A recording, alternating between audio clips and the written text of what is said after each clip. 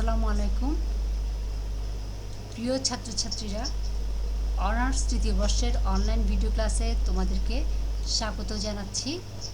আমি তুহুরা জেসমিন খান, সহকারী অধ্যাপক, ইতিহাস বিভাগ, চট্টগ্রাম কলেজ, চট্টগ্রাম।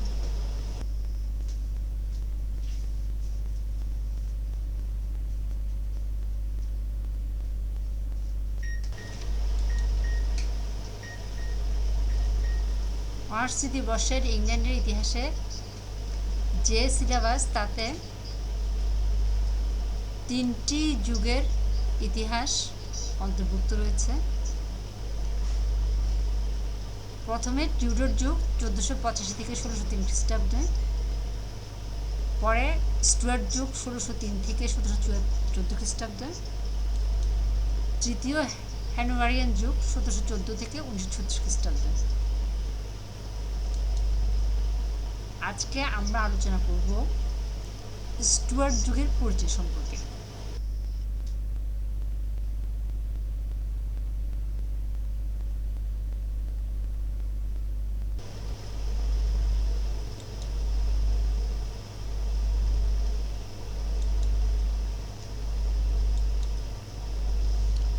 ষোলোশো তিন খ্রিস্টাব্দে স্কটল্যান্ডের রাজা ষষ্ঠ জেমস, যিনি প্রথম জেমস নামে ইংল্যান্ডের সিংহাসনে আরোহণ করেন, তিনি স্টুয়ার্ট বংশ নামে যে রাজবংশের শাসনকাল শুরু করেন তা 1714 খ্রিস্টাব্দ পর্যন্ত স্থায়ী হয়েছিল।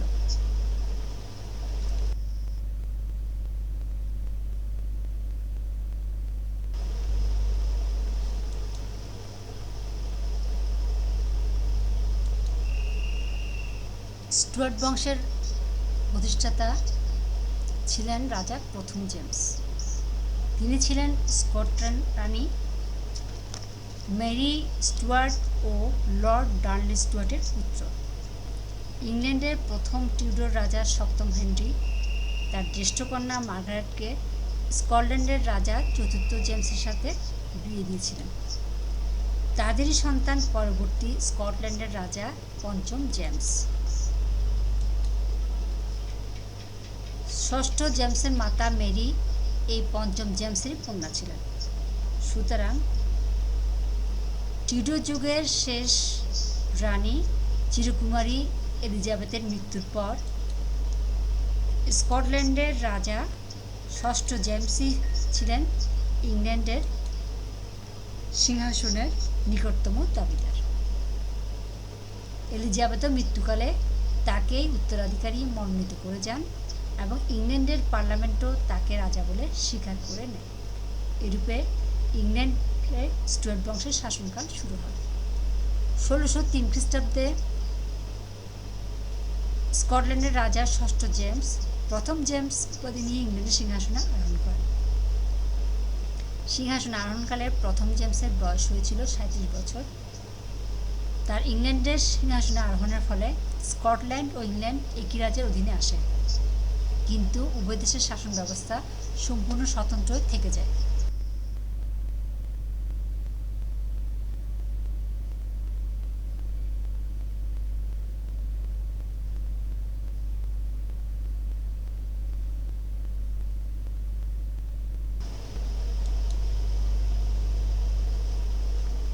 ষোলোশো তিন থেকে 1714 খ্রিস্টাব্দ পর্যন্ত যে সকল স্টুয়ার্ট রাজারা ইংল্যান্ডের সিংহাসনে আসীন ছিলেন তাদের তালিকা দেওয়া হলো।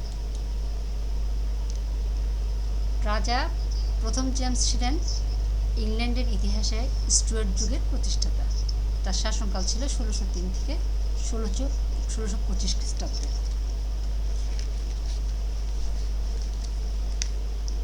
1625 খ্রিস্টাব্দে প্রথম জেমসের মৃত্যু হলে তার একমাত্র পুত্র প্রথম চার্লস ইংল্যান্ডের সিংহাসনে আরোহণ করেন।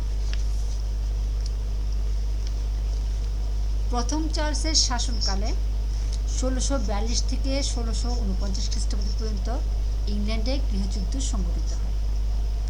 এই গৃহযুদ্ধে পরাজিত হলে রাজাকে মৃত্যুদণ্ড দেওয়া হয়। 1649 খ্রিস্টাব্দে প্রথম চার্লসের মৃত্যুর পরে 1649 থেকে 1660 খ্রিস্টাব্দ পর্যন্ত ইংল্যান্ডে রাজতন্ত্র ছিল না। তখন ইংল্যান্ডে একটি প্রজাতন্ত্র ও প্রোটেক্টর রাষ্ট্র বলে ঘোষিত হয়, কিন্তু এই ব্যবস্থা ব্যর্থ হয়েছিল। ফলে ইংলিশ পার্লামেন্ট ও জনগণ 1660 খ্রিস্টাব্দে প্রথম চার্লসের পুত্র দ্বিতীয় চার্লসকে আমন্ত্রণ জানিয়ে সিংহাসনে প্রতিষ্ঠিত করেন। 1660 খ্রিস্টাব্দের 29 মে চার্লস তার 30তম জন্মদিনে লন্ডনে প্রবেশ করে বিপুল আনন্দ উৎসবের মধ্যে সিংহাসনে আরোহণ করেন।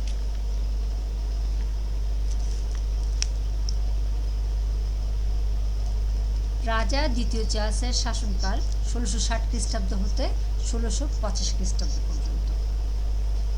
1685 খ্রিস্টাব্দে দ্বিতীয় চার্লসের মৃত্যু হলে তার ভাই দ্বিতীয় জেমস ইংল্যান্ডের সিংহাসনে আরোহণ করেন। দ্বিতীয় জেমসের শাসনকালে 1688 খ্রিস্টাব্দে গৌরবময় বিপ্লব সংঘটিত হলে দ্বিতীয় জেমস ফ্রান্সে পলায়ন করেন। 1688 খ্রিস্টাব্দের এই বিপ্লবের ফলে দ্বিতীয় জেমসের পলায়নের পর একটি কনভেনশন পার্লামেন্ট তার জামাতা উইলিয়াম অফ অরেঞ্জ ও কন্যা মেরিকে যৌথভাবে ইংল্যান্ডের সিংহাসনে অধিষ্ঠিত করেন। তাদের সিংহাসন আরোহণের পূর্বে পার্লামেন্ট তাদের কাছে ডিক্লারেশন অফ রাইটস বা অধিকারের ঘোষণা নামে এক ঘোষণাপত্র উপস্থিত করেন। এতে তাদের সিংহাসন প্রদানের বিনিময়ে পার্লামেন্ট ও জনগণের কতগুলো অধিকার মেনে নেওয়ার শর্ত উল্লিখিত ছিল। উইলিয়াম ও মেরি উক্ত ঘোষণাপত্রে উল্লিখিত শর্তসমূহ স্বীকার করে নিয়ে ইংল্যান্ডের সিংহাসনে আরোহণ করেন। তৃতীয় উইলিয়াম নামে ইংল্যান্ডের রাজপদে অভিষিক্ত হন। তার মাতা ছিলেন প্রথম চার্লসের কন্যা এবং স্ত্রী মেরি ছিলেন দ্বিতীয় জেমসের কন্যা। বংশগত দাবির দিক দিয়ে সিংহাসনের উপর মেরিরই দাবি ছিল বেশি, কিন্তু তৃতীয় উইলিয়াম কেবল রানীর প্রতিনিধিরূপে রাজ্য শাসন করতে ইচ্ছুক ছিলেন না। মেরিও স্বামীর হাতে সব অধিকার ছেড়ে দেন এবং পার্লামেন্ট উইলিয়ামকে রাজ্য শাসনের অধিকার প্রদান করেন। তাদের শাসনকাল 1689 থেকে 1702 খ্রিস্টাব্দ পর্যন্ত স্থায়ী হয়েছিল। 1694 খ্রিস্টাব্দে রানী মেরির মৃত্যু হয় এবং 1702 খ্রিস্টাব্দের 8 মার্চ রাজা তৃতীয় উইলিয়ামের মৃত্যু হয়। তৃতীয় উইলিয়ামের মৃত্যুর পরে দ্বিতীয় জেমসের কনিষ্ঠ কন্যা অ্যান বিল অফ রাইটসের শর্তানুসারে 1702 খ্রিস্টাব্দে ইংল্যান্ডের সিংহাসনে আরোহণ করেন। তিনি স্টুয়ার্ট বংশের শেষ উত্তরাধিকারী।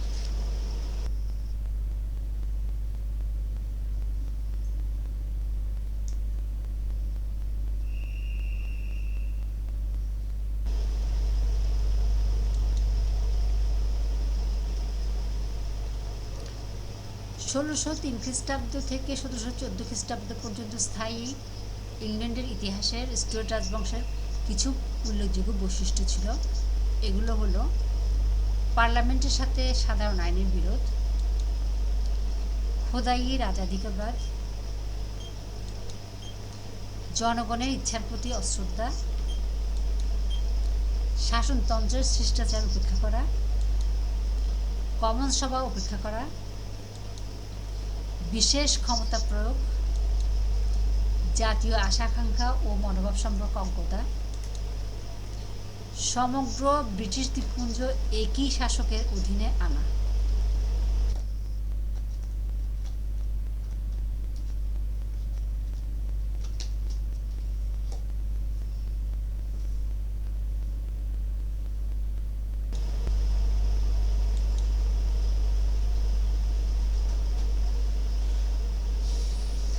স্টুয়ার্ট যুগের অন্যতম প্রধান বৈশিষ্ট্য ছিল পার্লামেন্টের সাথে সাধারণ আইনের বিরোধ।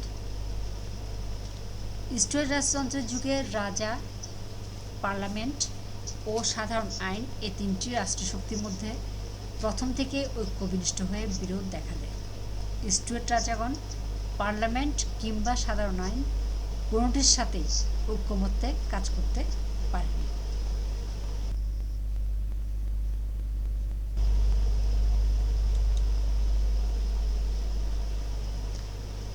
রাজা প্রথম জেমস ও তার উত্তরাধিকারীরা ঈশ্বর প্রদত্ত রাজাধিকারবাদ, ইংরেজিতে যাকে ডিভাইন রাইট অফ মনার্কি, দৃঢ় বিশ্বাসী ছিলেন। তারা মনে করতেন রাজা ঈশ্বর প্রদত্ত অধিকারে রাজত্ব করেন, সুতরাং রাষ্ট্রের সার্বভৌম ক্ষমতার অধিকারী একমাত্র রাজাই। তিনি তার কার্যাবলীর জন্য ঈশ্বর ছাড়া আর কারোর নিকট দায়ী নন, তার ইচ্ছাই দেশের আইন। ঈশ্বর প্রদত্ত রাজাধিকারের এই তত্ত্বটি ক্রমশ রাজার বিশেষ অধিকারের ধারণার সাথে যুক্ত হয়। এই দুই তত্ত্বের ভিত্তিতে জেমস ও তার পুত্র চার্লস তাদের স্বৈরাচারী শাসনের ভিত্তিকে সুদৃঢ় করার চেষ্টা করেন। রাজ অধিকার ও রাষ্ট্রের সার্বভৌম ক্ষমতার অবস্থান সম্পর্কে স্টুয়ার্ট রাজাদের এরূপ মতবাদ অধিকার সচেতন পার্লামেন্টে প্রতিকূল অবস্থার সৃষ্টি করে। পার্লামেন্ট রাজার এরূপ সীমাহীন ক্ষমতার দাবি মেনে নিতে রাজি ছিলেন না। পার্লামেন্ট মনে করতেন যে রাজশক্তি ব্যক্তিগত বা দৈব অধিকার নয়, এটি আইনের আওতাধীন। এরূপে শাসনতান্ত্রিক মূল কাঠামো সম্পর্কে রাজা ও পার্লামেন্টের দৃষ্টিভঙ্গি ছিল বিপরীতপন্থী। এই কারণে প্রথম হতে রাজা ও পার্লামেন্টের মধ্যে বিরোধের সূত্রপাত হয়।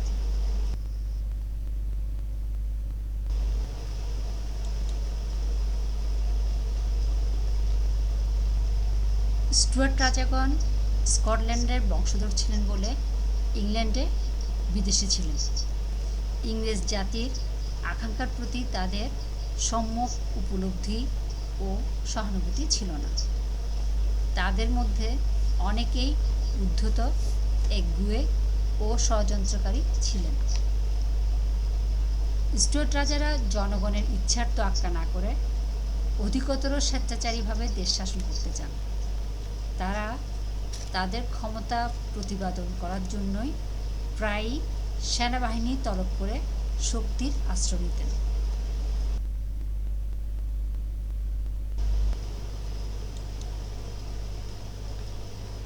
স্টুয়ার্ট যুগের রাজতন্ত্রের অন্যতম বৈশিষ্ট্য ছিল শাসনতন্ত্রের শিষ্টাচার উপেক্ষা করা। স্টুয়ার্ট রাজারা শাসনতন্ত্রের শিষ্টাচার পালন করে চলতেন না। তারা পার্লামেন্টের অধিকার বা অধিক্ষেত্রকে পদদলিত করেন এবং তার সাথে কদাচিৎ ঐকমত্য পোষণ করেন। তারা পার্লামেন্টের অনেক গুরুত্বপূর্ণ অধিকারকে অগ্রাহ্য করেন। ফলে রাজার সাথে পার্লামেন্টের তীব্র দ্বন্দ্ব শুরু হয়, যার পরিণতিতে 1649 খ্রিস্টাব্দে স্টুয়ার্ট রাজতন্ত্রের অবসান হয়। 1660 খ্রিস্টাব্দে স্টুয়ার্ট রাজতন্ত্রের পুনঃপ্রতিষ্ঠা হলেও রাজার নিরঙ্কুশ ক্ষমতা চলে যায় এবং পার্লামেন্ট প্রাধান্য লাভ করে। পার্লামেন্টের প্রতি অবজ্ঞা এবং অত্যধিক স্বেচ্ছাচারী মনোভাবের কারণে স্টুয়ার্ট রাজারা তাদের ক্ষমতা প্রতিপাদন করতে ব্যর্থ হন।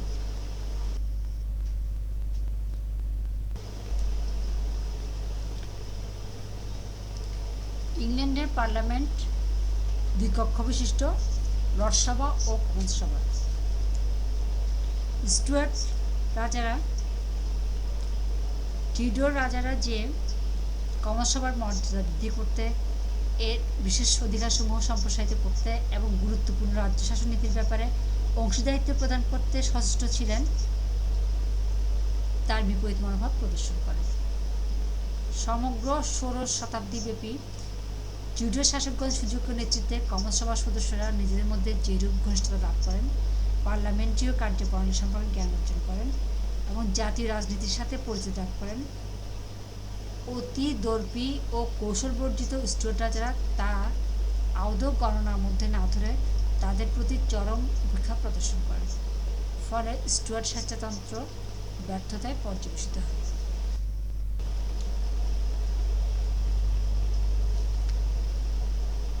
স্টুয়ার্ট রাজা প্রথম জেমস ও প্রথম চার্লস প্রায়ই রাজার বিশেষ ক্ষমতা প্রয়োগের আশ্রয় নিতেন এবং বিরোধী ব্যক্তিকে নির্মূল করার জন্য বিশেষ ক্ষমতার পূর্ণ ব্যবহার করতে সচেষ্ট ছিলেন।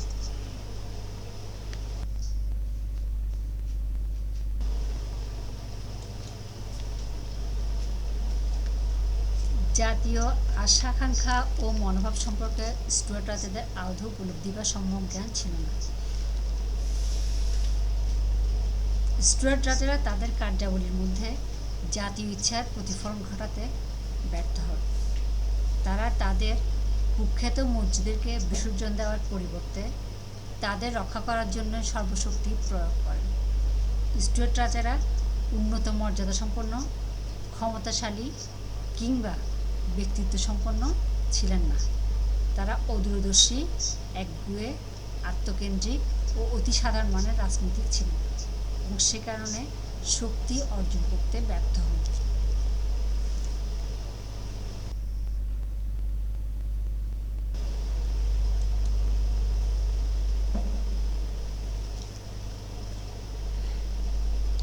স্টুয়ার্ট রাজতন্ত্র নিজের জন্য ব্যর্থ হলেও এটা লক্ষণীয় যে তাদের এই ব্যর্থতার ফলে ইংল্যান্ডের শাসনতান্ত্রিক ইতিহাসের গুরুত্বপূর্ণ ক্রমবিকাশ ঘটে। যে তিনটি বিষয়ে স্টুয়ার্ট যুগ ব্রিটিশ জাতির ইতিহাসে গভীর তাৎপর্যপূর্ণ, তন্মধ্যে উল্লেখযোগ্য: স্টুয়ার্ট যুগেই প্রথম ব্রিটিশ দ্বীপপুঞ্জের সকল জাতি একই শাসকের অধীনে আসে। স্টুয়ার্ট যুগের পূর্বে ওয়েলস 1536 খ্রিস্টাব্দে ইংল্যান্ডের সাথে সংযুক্ত হয়। টিউডর যুগের শেষ রানী এলিজাবেথের রাজত্বের শেষের দিকে আয়ারল্যান্ড বিজয় সমাপ্ত হয়। 1603 খ্রিস্টাব্দে স্টুয়ার্ট রাজা প্রথম জেমসের ইংল্যান্ডের সিংহাসনে আরোহণের ফলে ইংল্যান্ড ও স্কটল্যান্ড একই রাজার অধীনে আসে। স্কটল্যান্ড ও আয়ারল্যান্ড তখনও পৃথক শাসনতন্ত্রের অধীনে শাসিত হলেও তিনটি দেশের ইতিহাস পরস্পরের সাথে এত ঘনিষ্ঠভাবে বিজড়িত এবং তাদের একের উপর অন্যের প্রতিক্রিয়া এত গভীর ছিল যে তাদের কাহিনী অভিন্ন কাহিনীতে পরিণত হয়।